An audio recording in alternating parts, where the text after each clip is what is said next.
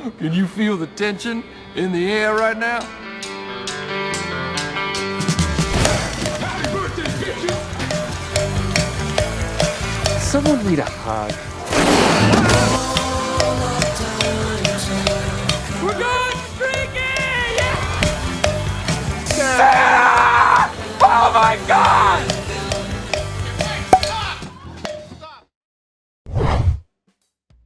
All right, well, thanks for coming. First question, how'd you become an owner of LAFC? I was approached by one of the majority partners, Larry Berg, and had said, hey, sent me an email saying, give me a call. There's something I think you might want to be involved with. And he started describing the fact that this group was going to start another MLS team with a brand new soccer-only stadium located much closer to downtown than the Galaxy's facility. So I was thinking, oh God, that would be really cool. I played a lot of soccer growing up. My wife played in college. Our boys have all played. So we're a big soccer family. And we went to this other meeting where they kind of showed you the model of the stadium and all their plans and how they were really trying to become not only the best team in the league on the pitch, but in terms of facilities with a world-class stadium. You know, many of the MLS stadiums don't have all the services that BMO Stadium has. And anyway, so when I saw what they were doing, and I was like,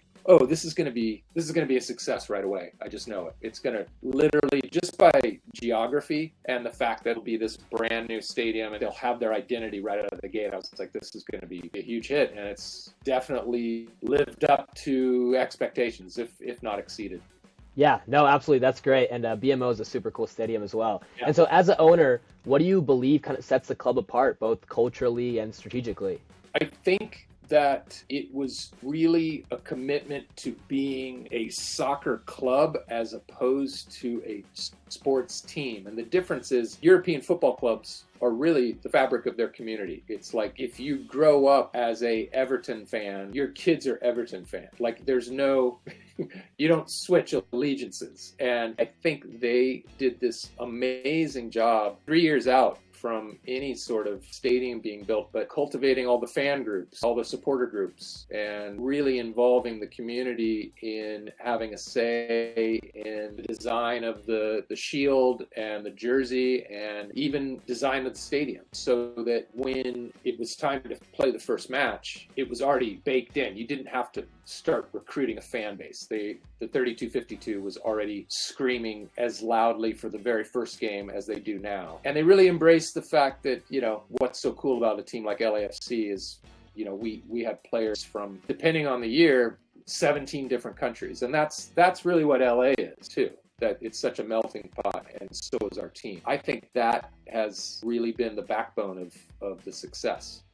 Yeah, absolutely. Now, you mentioned the players. If you had to recruit any character you've played from your movies to play on LAFC, who would that be and why?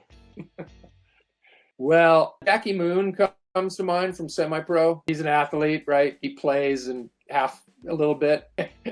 He knows how to run a team poorly. He's kind of a P.T. Barnum, if you will. He loves like promotional events and things like that. So I think he'd be good. Now, Will, I've seen you dancing a lot at LAFC games and videos. If you were the mascot, what would you make your signature move? And can you show the camera too?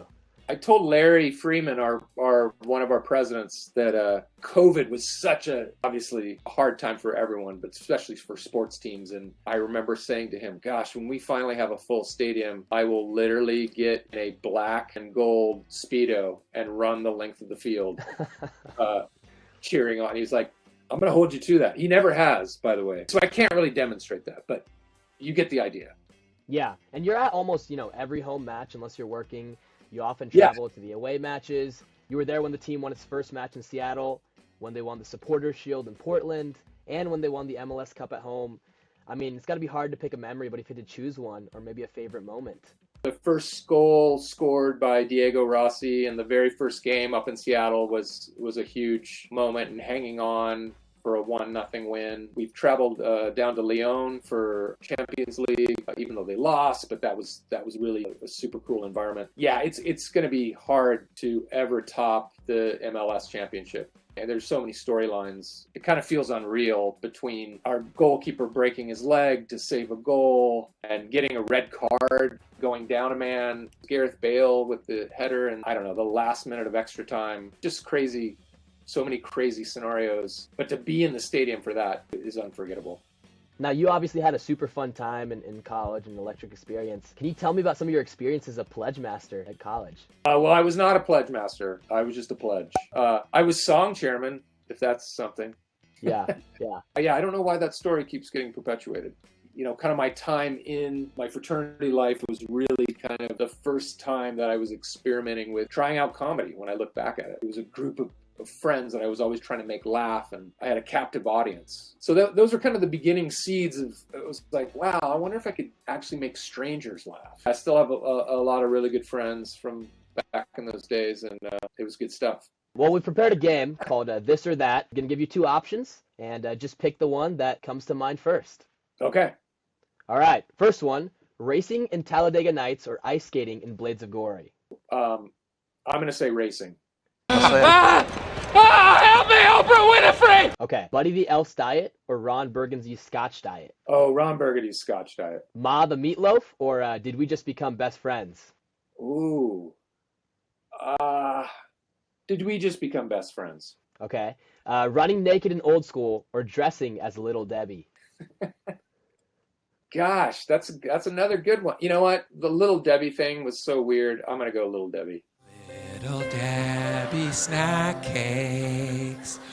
You're My Boy Blue or Stay Classy San Diego? I'd probably choose Stay Classy San Diego only because it still makes me laugh that a news person would sign off saying that, because what does that even mean? It's so stupid. I'm Ron Burgundy. You stay classy, San Diego. All right, well, we found your deepest, darkest secret. We know your real name is John. Why have you been hiding this from the public? You know what? I have been totally willing to answer any question that you've had, and I feel like I've been an absolute open book. But how dare you? All right? I don't want to talk about this. Oh, okay, I'm so and there's sorry. no proof that my name is John. All right? I'm sorry. I was just. Do you have a doing some birth thorough certificate research. in front of you? Do you? Answer the fucking question. Do you have a birth certificate? Okay. I'm So so let's just sorry. drop I apologize. right? Yeah.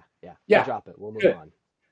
So, Will Smith, what was your favorite experience from playing the lead role in Happy Gilmore? Yeah, but wait, I wasn't in Happy Gilmore. That's Adam Sandler. Did you think that Will Smith was in Happy Gilmore? Oh man, I must have confused the two. Yeah, I'm so yeah. sorry though. But no, I mean, I'm not Will Smith. I mean, by a long shot, right? Yeah. Yeah. But I mean, I wasn't in Happy Gilmore. My bad. Yeah. You got to do your research, man. Seriously. Yeah. You know, I took a lot of time out of my busy schedule. I don't even know what I'm on right now. I don't even know what this show is. But anyway.